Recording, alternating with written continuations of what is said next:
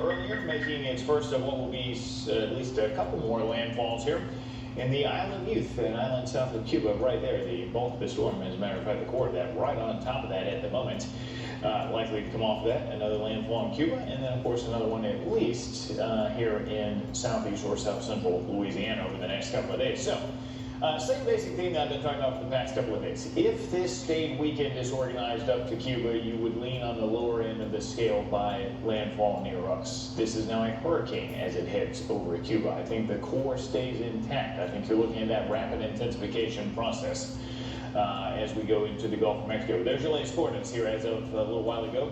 21.6 north, 82.7 west. Certainly the motion has been a little bit more north of northwest, it looks like, over the past few hours, but the general track here moving to the northwest at 15 with that pressure down to 987. We're going to watch that plummet, I think, as we head into tomorrow afternoon. Some forecast models in the upper 940s. Now that may be a bit excessive, but in the 950s, I think certainly possible. And again, the biggest issue for this to me is the fact, or at least one of the big issues, is the fact that it's going to be strengthening at landfall. There's just so much difference between a strong storm intensifying at landfall versus one that is going to be weakening at landfall. And so I think we're on the intensifying stage there.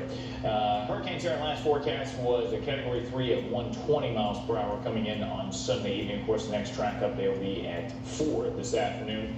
I could see them, based on the latest models, nudging that just a little bit to the west. I'm not going to make wild swings here based on one run of models, so it's going to take a few to get that trend going through the day, but maybe just a little slightly west and maybe a little slightly stronger as well at the landfall point. So a couple of things there, and you heard Guy and Kent's talk about it in St. Bernard there. It's basically what I've been telling people as well. Tons of people coming up asking me, should I evacuate? I think he's right on the money.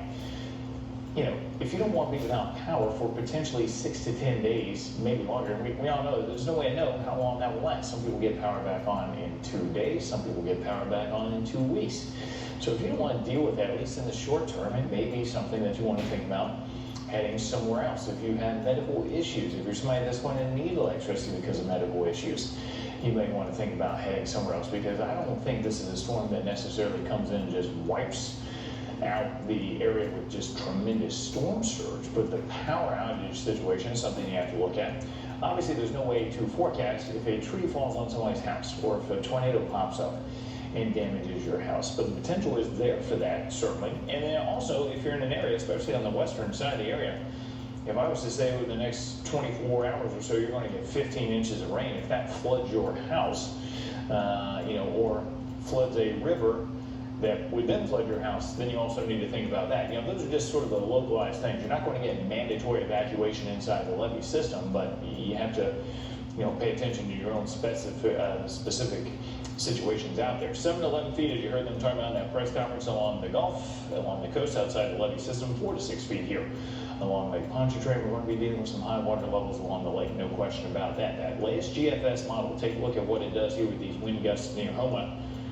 About 103 there. Now, it's just a forecast model, but it gives you an idea that the strongest winds west of New Orleans. That's why it's not worst case scenario here for the city, but there's still going to be widespread power outages and wind damage across the area, and especially on the western side of the area.